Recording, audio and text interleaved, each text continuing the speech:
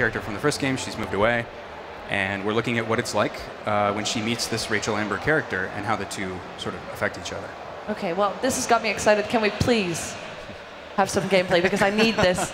This was like my goosebump moment at E3. I was watching. I was like, I need to call my mom. Like, this is big, you know? Awesome. Oh, I am so excited. Calls her mom in tears. Mom, they did it. They said there wasn't going to be another one. They did it. So we are Chloe, angsty teenager. This is gameplay you can actually experience if you're here at Gamescom at the Square Enix booth on the floor. If you're here, go play it. This isn't the entire first episode. It is not the entire first episode. Okay, good. Because if you guys were going to spoil it, I would have been off the stage and be like, cool. That would have been fair. But the game comes out, like the first episode comes out next week, I believe. A week from tomorrow. Yeah. August 31st. Nice. August 31st. See, you don't even have to wait that long. And it's coming out. I'm really excited. It's coming out on Xbox One, PlayStation 4, PC. So what I would want to know as a fan is what inspires you to write a story that is so complex and is so personal. It feels so personal as well, like you know them. Yeah. I guess. Yeah. What inspired? Is there something in real life that you drew inspiration from for this, or? Well, yeah, that's a good question. I think the first Life is Strange was so powerful because the characters in it were so flawed. They were so broken.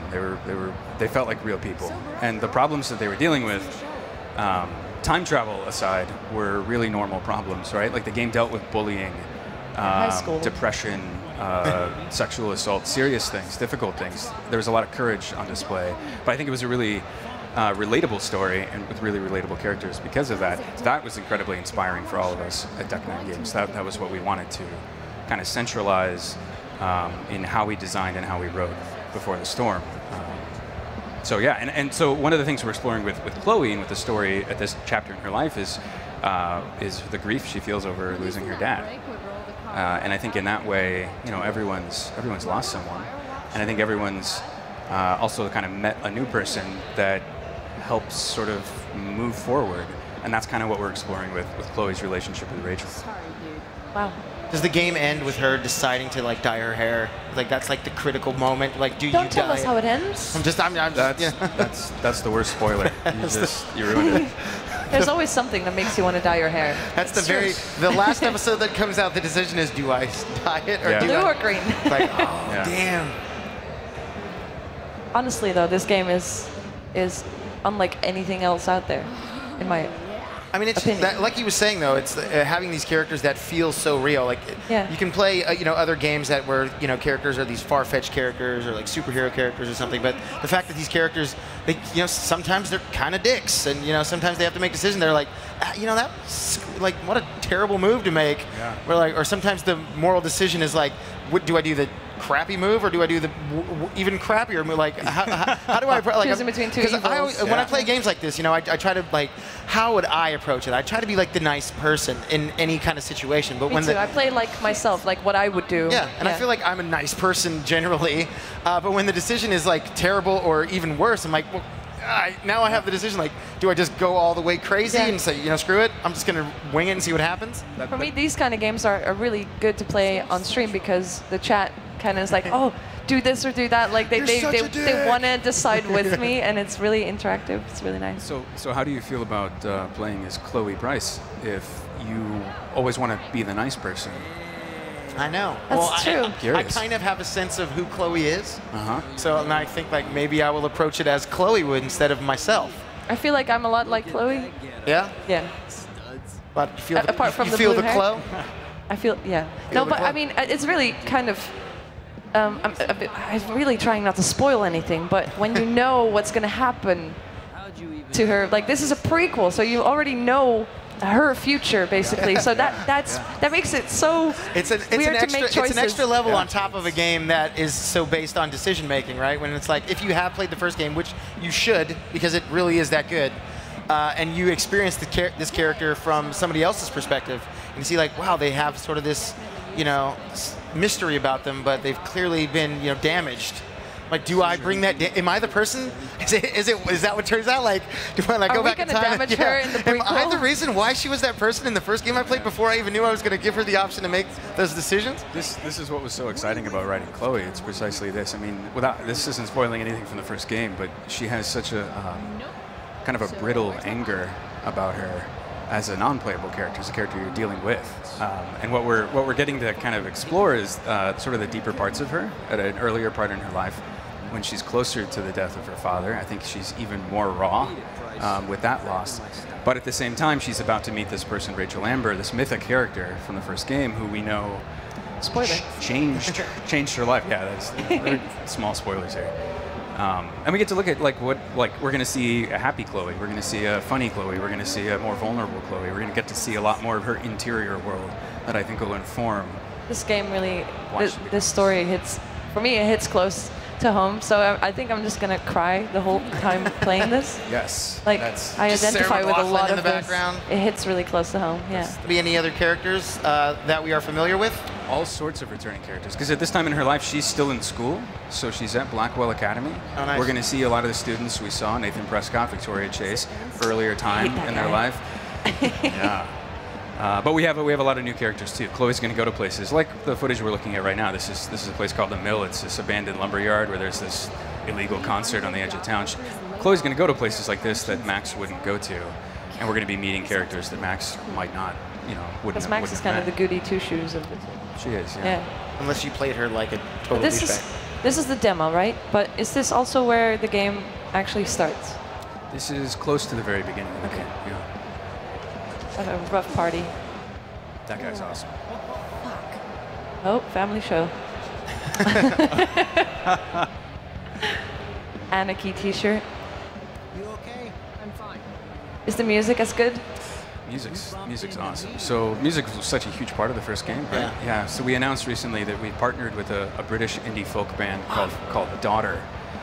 They're amazing. If you haven't heard them, give them a listen. They have a real kind of a really dark, soulful sound to them that felt so fitting for Chloe. Like weirdly, like simultaneously, like the first Life is Strange, but at the same time different in the ways that Chloe's different from Max.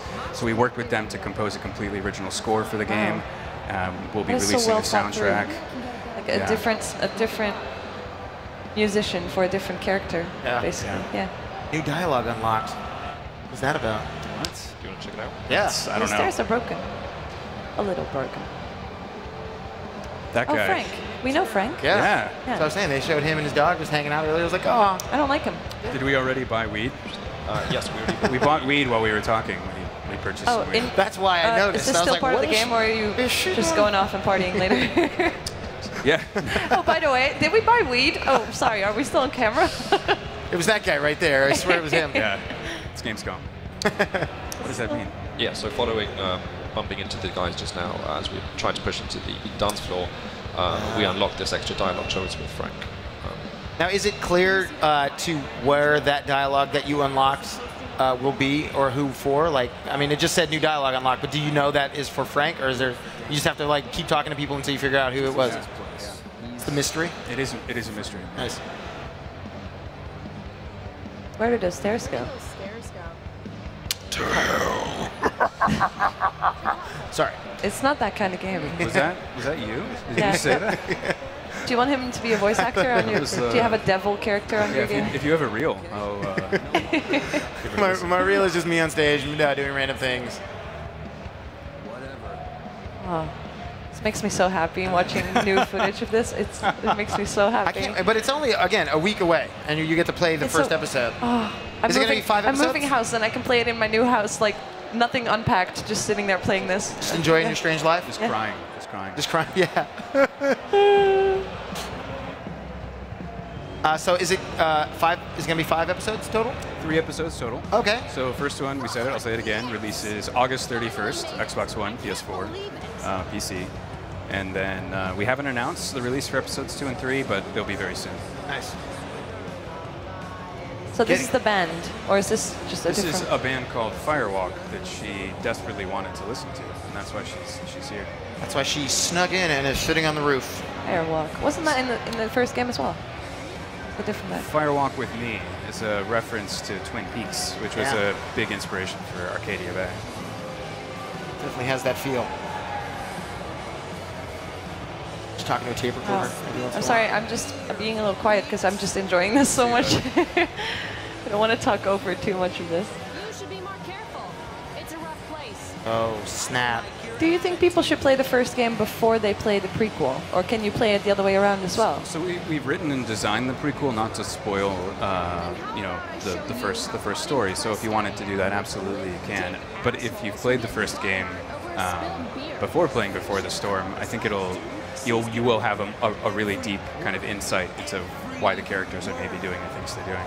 This chronological order is not really a thing in this game, is it? That's true. That's the principle of Life is Strange. What makes life so strange, guys? What's the answer? Man, that's a good question. I think it's people. Yeah. Or it's stuff. Yeah. Stuff and things. Or it's things. Yeah. Oh, so you can attack this guy, or you can Choose run. carefully. Choose carefully. Who is he? Is that? This is the guy who Frank. you bumped into, and now Anarchy he's guy. Spilled beer on cornering him. you. Can we attack him? You can attack him. Let's do it.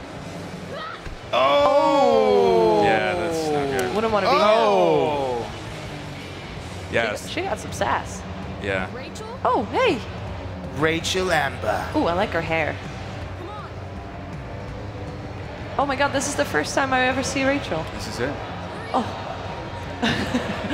Hold me.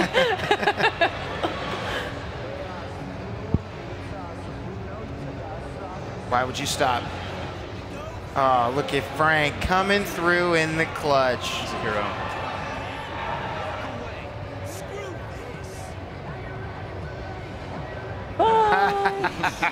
Classic That's Chloe. nice. Yeah, I cannot wait. Cool.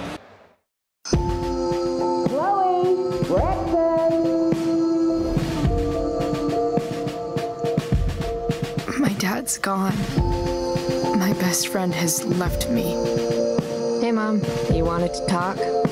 And home life is a joke. David's a good man. Dad was a good man. Your mother. She's hurting, Chloe. You're not my father. Sometimes all I want to do is shut my eyes and tell the world to go to hell. Am I wrong to think like that? Oh, good. You're here. Chloe Price. Rachel Amber. Oh, shit. That can't be the same girl from last night. Hey, dickhead. Last night was amazing. Come on, hurry up. There's more to experience out there than just Arcadia Bay. Don't be surprised if one day I'm just out of here. Sometimes, when you meet someone who's going to change your life, you just know it, I guess. Let's do something fun. Fuck yes. Rachel, run! What the hell? Next time, mind your own business. Calm down. Walk away. Whatever's going on between us is special. You can't leave! Why not? Because I don't want to ruin this the way I ruin everything else in my life. What's going to happen now? No fucking idea. But one thing I'm sure of, it all began when I met her.